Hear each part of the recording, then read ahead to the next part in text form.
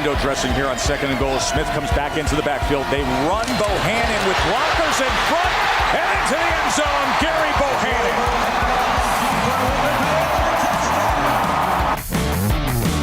Welcome to Sikkim 365 Radio. 3rd and goal.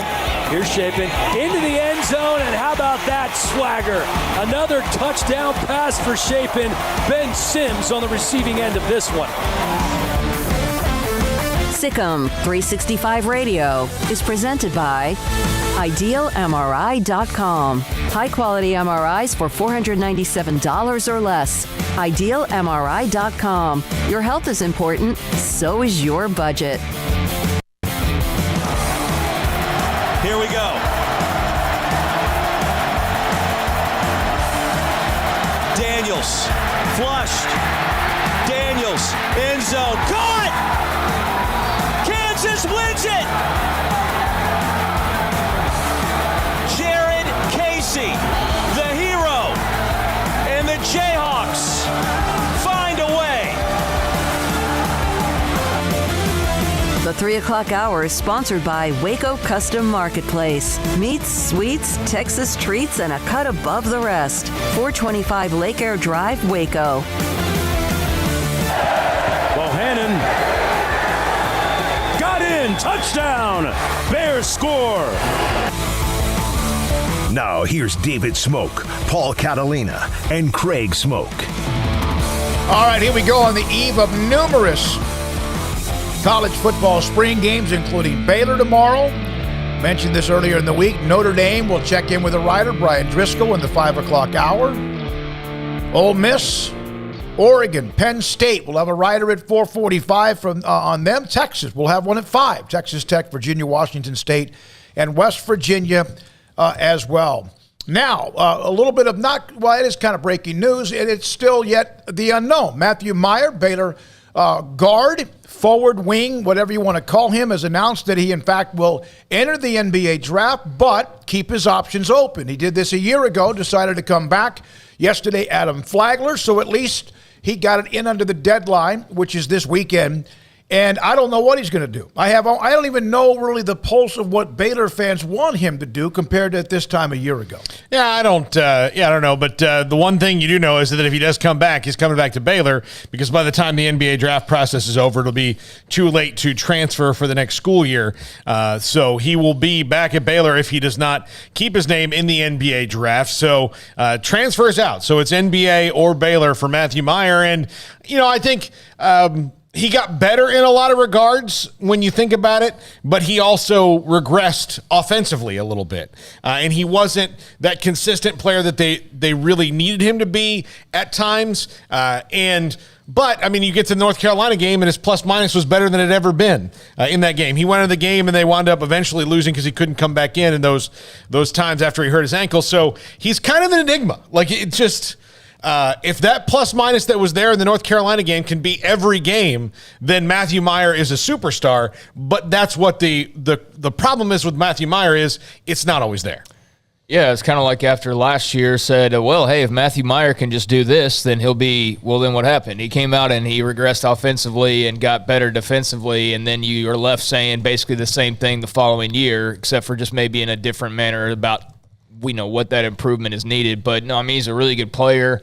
When he's hot and on and in the zone, he's unlike a lot of other players in college basketball. It's just that, it's when do you see that? And it's, kind of probably fewer and far between than Baylor fans would like, but it is there. And, there's other, even when he's not there's still other intangible plays that he makes, and that was a lot of his story this year, where a lot more of the focus scoring-wise was in the hands of other guys. So, I'm not surprised to see that he's testing it. If he was going to test it after last year, it's not much of a surprise for him to test it after this year. A year later doing it all over again, I guess makes sense just to kind of get a preview of where he's viewed and what NBA scouts think. So he'll get whatever feedback he gets and decide that that's enough to, continue on towards a pro career, or he'll get the feedback that he gets and he'll decide it's best to, like last year, come back to Baylor. And either way, best of luck to him. Would like to see him back in green and gold just because I think that would make them a better team next year, and it would certainly go a long way in, having some veteran leadership there. But if he departs, then you know what? It's just part of a mass exodus. And when you're at the level that they're at, there's no crying over spilt milk. Sometimes you lose your whole starting lineup, and it's not, oh, well, all right, now it's time to rebuild. No, I mean, you're at the reload stage now, and I know they feel like they're going to reload regardless of what Matthew Meyer does. So, it'll be interesting to see. Listen, you're better if you have him than you are if he leaves, especially with, as Craig mentioned, there's so many others, and plus Jonathan Chamwachachua won't be available for quite some time, maybe not at all next year, although he is one that you know his commitment and his desire and drive. We'll try to bring him back as soon as possible. Adam Flagler, you should. If you have the ability to at least have NBA scouts tell you what your value is and they'll be honest with you, then he did it yesterday. And then, of course, Kendall Brown and Jeremy Sohan are already gone. So is James Akinjo. And just ask some of the others. Look, Kentucky. And sometimes it catches up with them. They may lose everybody sometimes. Not this year. They're pretty good shape with Squebe coming back. But, it's part of Duke's losing Ben Caro, and I saw where a couple of others have already made their decision. It is part of being elite, part of the players you have that win and compete for national championships. Yeah, I just think the guys who are going just need to be careful about their decisions, because I think in basketball more than probably any other sport, you take that jump and you might find yourself in a deep end where the NBA seems like it's, a world away, because there is only so many spots. It's very hard to get into the NBA and stick there. You could be a top second-round draft pick and not make the roster. So, to have a handful of guys that are in the draft, you hope that if they all stay in there, they all find landing spots. But I'm confident Kendall Brown's going to be fine. Jeremy Sohan's going to be fine. But James Akinjo, I mean, does he end up in the NBA? Does he end up in Russia? Matthew Meyer, does he end up in the NBA, or is he in Czechoslovakia, or Czech Republic or Slovakia? That's kind of the risk that you run. But, that's up to those players and their agents and those teams to give them honest feedback. And hopefully with all that information, they make the best decision. Yeah, and, just comparing it to the NFL draft, sometimes guys come out too early in the NFL and maybe get drafted lower than they would a year later just because there's inexperience. But if you're a professional football player, you're pretty much going to be able to catch on a roster because there's some space for you. If you're not, it's going to get weeded out.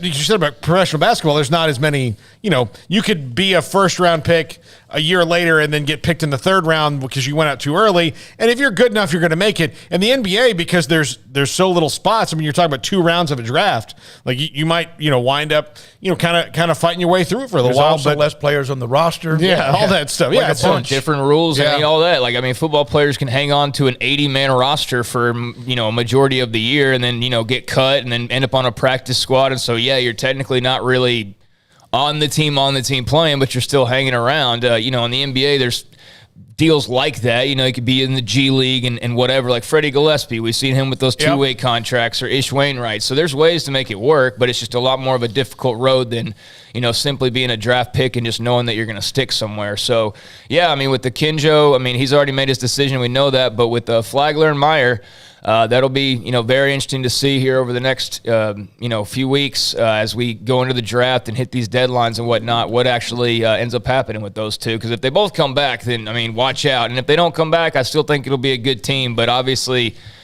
Flagler and Meyer are pretty big pieces. So, Baylor women, a note about their basketball. This weekend, they are hosting players from Missouri, DePaul, and Kentucky. As those 3 players, Aya Blackwell from Missouri, DeAndre Edwards from Kentucky, and also a player from DePaul. I just saw that note pop up, and they're hosting them. They're on campus, Sonia Morris. And so Nikki Cowan, in fact, yesterday I think it was Glenn who asked me about what the women, as far as anybody in the transfer portal. I said they'll probably end up with at least a couple of them for themselves, as well as Nikki Cowan tries to add to and also replace when she possibly can. Now, we've discussed the Washington State President Schultz and how he was at Kansas State and how we've had a couple of national writers say that at least that he would be someone that they should talk to. I got this today from somebody who covers Kansas State. If Kirk Schultz is the new Big 12 commissioner, Kansas State may voluntarily leave for the Mountain West, laugh out loud. He tried to get rid of K-State, the Emaw, because it was sexist, and to add female mascot to balance out Willie. Her name is EcoCat. it sounds like parody, but it isn't. There are some Kansas State fans that weren't really thrilled with him during that time. You're not going to please everybody.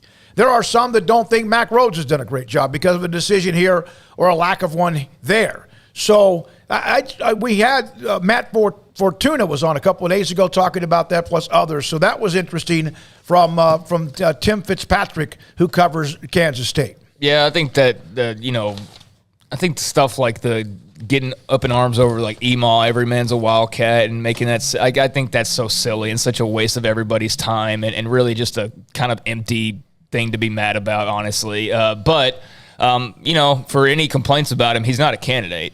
According to at least one report that's out there. Well, according to a spokesman from Washington State, yeah. So he's not in the running, and therefore, I'm whatever the issues are at K-State or whatever K-State fans didn't like about him, I guess we won't have to worry about that as Big 12 fans because he's not in the running. So for a name that popped out there early, he sparked some debate, but doesn't really seem to have too much to do with the rest of this interview process. So I guess issue avoided for the Big 12. Joe Cook reporting, I'm sure others from Texas, but he just happened to pop up on my Twitter timeline. He covers Texas. Marcus Carr has announced that he's coming back for another year at Texas, as everybody has to get under that deadline of the weekend. And so you'll see some that will enter, put their toes in the water, maybe keep their eligibility or options open. Marcus Carr, who was kind of in and out. But he got better when the tournament, the end of the year, he really turned it on. Yeah, so, he was playing better, no question. Yeah, so that's good news for Texas that he is coming back, because he did really finally hit his stride towards the end of the year. If he can keep that momentum going, it's going to be great for Chris Beard. But yeah, especially in the tournament, I mean, he was not easy to stop, and so it's good. And like that's what Texas needs. Look, last year they had the kind of top-down rebuild with all the transfers. Now, I mean, I'm sure they'll bring in some transfers, and they already have one, I know. But you need some consistency. Like that's how the teams, if you look at the teams who have won it recently, Kansas, Baylor, Virginia, Villanova, all those teams had guys play together for multiple years. Yeah, I mean, there's not going to be many more experienced guys than him. He's played at 3 different schools. He's been around for about 5 years now. So Marcus Carr has seen just about all there is to see in college basketball, from a start at Pitt to then Minnesota, and now at Texas, and then now another run at Texas. So with Scott Drew and that team, one thing that they had was just weapons everywhere with that national championship team, and they definitely benefited from the transfer portal. But perhaps their biggest strength, other than their just talent level, was their chemistry and their seasoning and all those veterans that they had. So if you're Chris Beard and you got Marcus Carr coming back with all of his experience and some of the others that are returning, who's the walking foul, the big frustrating Brock. Cunningham. Yeah, Cunningham, coming back. And so they're going to have some seniority there and some guys who played a lot of basketball, so that should benefit them. So there's some of that trickling down. There'll be maybe 1 or 2 even by the time we're off the air today as well. So we will check in today. Blake Blackmar is going to join us around 4:15. He's going to be in studio, and he cooks something for us. And he'll discuss Baylor as the spring game is tomorrow. Notre Dame and Penn State also will be on our radar, along with Texas, from 4:45 until like 5:30 as well. I'm a little giddy about Blackmar. I'm excited about it. He's very skilled. But you're not happy that he personally is here. You're happy what he's bringing with him. Both. But, there are people in the world, if you tell them we're going to go eat something and you don't tell them what it is, it sends them into just shock. They can't deal with it and wrestle with it. Armstrong would need to know. There's things he pop up almost daily, it seems like to me. The other day, and I lived in Japan. My dad was stationed there 4 years. He got gyoza. He did gyoza.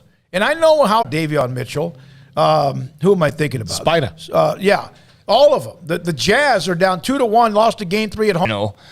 This series, and he's on quite the run right now. And I don't know, with Luka coming back here for looks like Mondays, will probably be over, and it will be in the Mavericks' favor. So would you, up 2-1, you steal a game in Utah, they stole a game in Dallas, would you, knowing what you're going to get from him most every night? So yeah, I'm playing Luka no matter what. All right, from the chat room, Ferris. And then probably have enough washes in the NBA, basically. Quincy Miller to disapprove of Mac Rhodes. Bonus cash. All first responders get an extra $500 or take 0% for 72 months. Shop this incredible vehicle that gives you performance, style, perfect for your family, and reliability your family deserves. Today from Allen Samuels in Waco. Come shop their huge new car and truck inventory. Come by. Let's be friends. See dealer for details. All offers have credit requirements. Boots add protection. Good boots help you climb better and move forward faster. And when your son or daughter steps into the boots of a U.S. Army officer, they also learn how to lead. In these boots, they'll gain more confidence with expert training in one of more than 150 occupational specialties. In these boots, they'll stand a little taller and lead a team with diverse backgrounds and areas of expertise to successfully accomplish whatever challenge comes next. In these boots, they'll earn respect with valuable experience from day one that will give them solid footing for success into the future. Highly qualified candidates who earn a spot on our team can receive comprehensive health care coverage, college tuition assistance, and a bonus of up to $40,000. See all the things your son or daughter can achieve in our boots at GoArmy.com. U.S. Army Waco Recruiting Company, 254-598-8131 or 254-776-1543.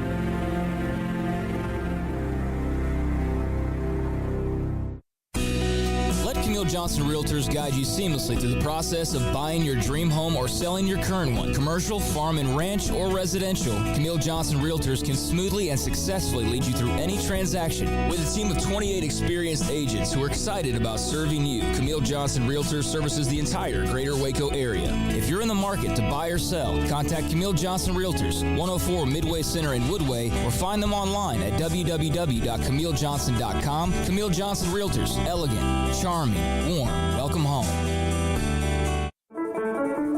One size fits all. That may be all right for an adjustable belt or cheap sunglasses, but when it comes to your financial needs, no one wants a one-size-fits-all strategy. Cam Heathcott, your Edward Jones financial advisor, knows that his most important goals are yours. That's why he takes the time to understand your needs, knowing you. That's how Edward Jones makes sense of investing. Cam Heathcott, covering Conroe and Houston, 936-756-7717 or cam.heathcott@edwardjones.com. Edward Jones, member SIPC. There are 26 letters in the alphabet, over 600,000 words in the dictionary, and just 3 of them said together can change everything. Let's order pizza. Those 3 words lead to dough made from scratch and 3 fresh signature cheeses that blanket golden crust in a heavenly melt on Marco's Pizza that'll blow your mind. So visit Marcos.com to order and stop by Marco's Pizza in Belmead, China Spring, Woodway, and soon to open in Robinson. Marco's. Pizza lovers get it. At Ideal MRI, we feel blessed to be part of the Waco community. We're a small family business here in Central Texas. At times like this, the cost of healthcare has never been more important. And unfortunately, significant illnesses and injuries still occur. And that's why Ideal MRI is open and here to serve you through Welcome back to Sikkim 365 Radio. Have you subscribed to our YouTube channel? Search 365 Sports on YouTube. Here we go, 3 o'clock hour in 20 minutes. Grayson Grundaver will join us. Sikkim365.com on those who will be in attendance for tomorrow's spring games. His thoughts on the spring game, the 1 hour plus Bearcast every Tuesday, recorded and then put up by the end of the day with Craig Smoak and Grayson as well. So, the spring game tomorrow. We have, and Craig, you were looking and retweeting some of the comments from Ron Roberts and the linebackers and defense yesterday. I listened to a lot of the audio as well. Your thoughts? I'm not a big spring game fan. Some are different than others. We've even seen some teams say, hey, we're only going to do so much because of depth at this position. Usually it's an offensive line issue. But anything in particular you want to see other than just a healthy game? Anything in particular of a player you're looking at seeing? And we don't even know how many are going to be protected, whether they play tomorrow or not. Well, I mean, you might be dismissive of the spring game, but, I mean, do you want me to do the whole next hour on just what I want to look for? Because I could. I mean, there's that many questions with this football team, and I know they're not going to get answered tomorrow, but at least we'll get a little bit of a glimpse. I'm not dismissive. I'm just saying I could, I'm not saying that. I'm not expecting to go watch a game that's 32-30 and a kick the field goal at the end of the game. Right. I hear people kind of moan about spring games, and you say, like, well, I don't really care about spring game. I'm just saying, like, I mean, it's a spring game. It's fun. It's, it's the last time we're going to see football for the next 5 months. So, I know it's not the sexiest thing in the world and doesn't necessarily mean that much, but it is how they close out the spring. It's how they finish. So I think it is important in that way. If they just called it the 15th practice, maybe people would actually take it more seriously, rather than just calling it a spring game, because that's what it effectively is. It's their 15th and final practice of spring. And in terms of what to look for, I mean, what do the quarterbacks look like for starters? I mean, there's been this battle all spring long that hadn't really seemed like a battle. It seemed more like there's been one army, the Bohannon army, that's been, is kind of running roughshod and kind of leading the way. And then there's the Shapen army that's, been there alongside and has, fought well, but doesn't really seem to be in possession of any momentum in comparison to the Bohannon side. So, Gary looks to be the guy, but what do they both look like tomorrow? Also get to see Kyron Drones, and he'll probably play more tomorrow than he's played in his entire career at Baylor so far. So just being able to see a young player and how they run the offense, because all we saw last year of Kyron Drones was basically, oh my God, somebody's hurt. We need somebody to go in there and take a snap and hand it off. And that's what Kyron Drones did on like 3 or 4 occasions, it felt like, last year. So those guys, I mean, we have no idea what the running back room represents right now, other than just the names involved. So we'll get to see Tay McWilliams. I wonder if we'll see Squirrel Williams. I wonder, now we'll get to see Jordan Jenkins and guys like that at running back.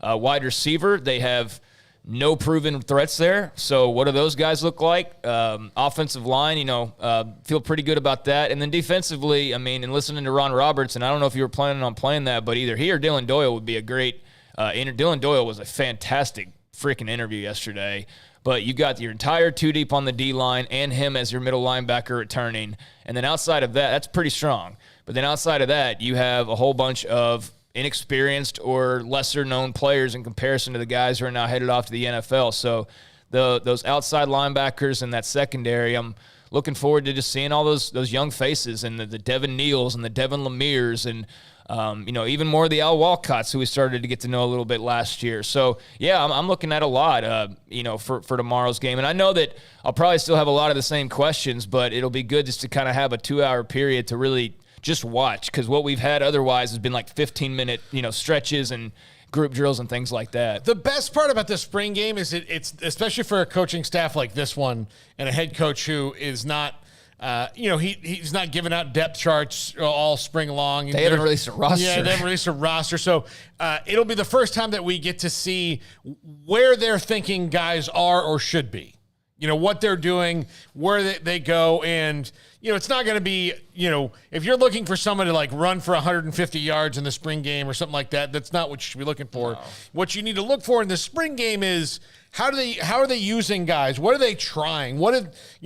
Is someone maybe playing in a different position because they want to see how he does in a game type format, a game simulated format? Can he handle that, responsibility at this position? Those are the things that I look for. If you're looking for anything other than that, then you're going to be disappointed. But because it's gonna be interesting to see, especially with the wide receivers, where we won't get a lot of answers because the guys who are probably up towards a lot of the guys higher on the depth chart have all been injured. But of the guys who can play, who can maybe play a little bit?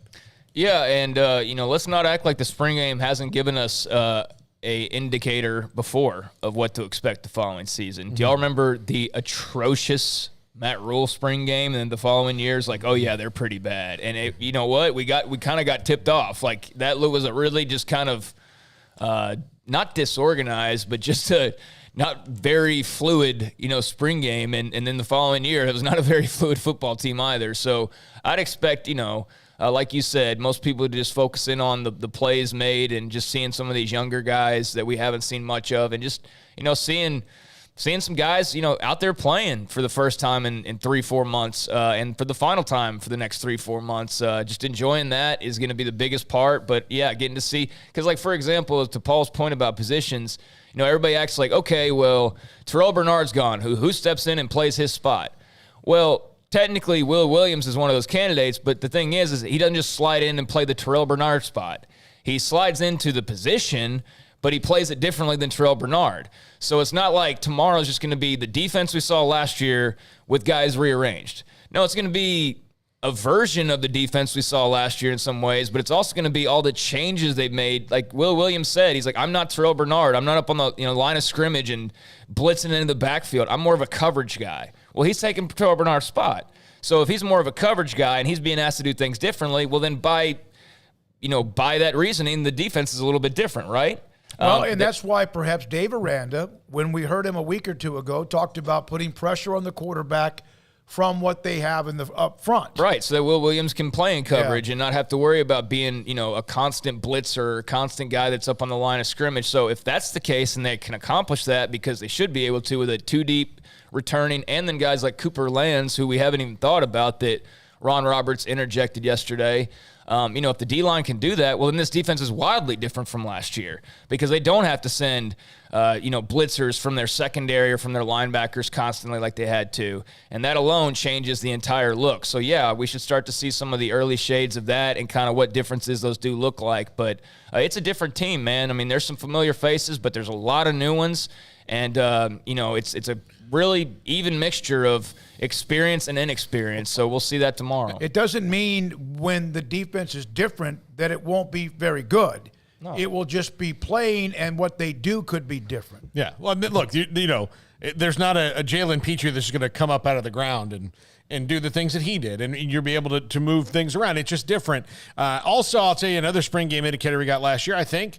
Last year we kind of got an idea of where they had to go at quarterback. Maybe it wasn't where they intended wanting to go, but, after the spring game last year, it pretty much set the track, said, look, Jacob Zeno wasn't ready to do that. Gary Bohannon was the best option, and Blake Shapen might be the most complete of all three of those guys. And it kind of played out that way during the season, even though, you can make the argument, is Blake Shapen ready to be a 12-game starter over Gary Bohannon right now? The coaching staff will determine that. But I think we saw that in the spring game last year was, the kind of played out like that. We also saw the emergence of Abram Smith. So, again, there are things to take away from a spring game. You don't put stock in the final score and the statistics necessarily, but for Baylor, at least tomorrow, there are things to pick up on that are, important to next year. And that will tell us a little bit, or tell us hey, they better go to the transfer portal and go look at somebody. And I'm looking forward to having that one more opportunity just to talk to Dave Aranda. Hopefully we'll get him in the offseason at some point. I know he doesn't do a ton of interviews, but hopefully we can get him on this show and actually be able to have the opportunity to ask him a bunch of different questions, because there are some things that just haven't had time to ask him really, but we'll be able to get a few tomorrow. I'll never forget standing in the end zone at the maybe towards the end of last year's spring game.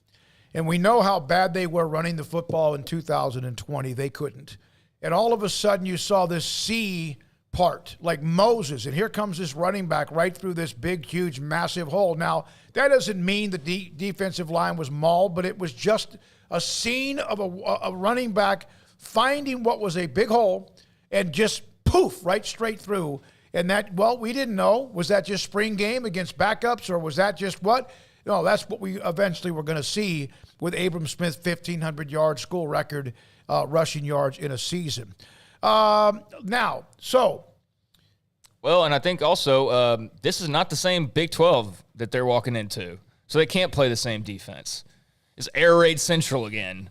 If you really look around the Big 12, spread and air raid central. So I think that alone, when you think about Will Williams' comment about being more of a coverage guy than a on the line of scrimmage guy, that's something that comes into play when you start thinking about Texas Tech's running the air raid and TCU's running the air raid, and we know Sark down at Texas, and we got Lebby with the Bryles offense, and so they're going to have a different look that they're facing. West Virginia with Graham Harrell. Yeah, West Virginia with the air raid. So it just goes on and on.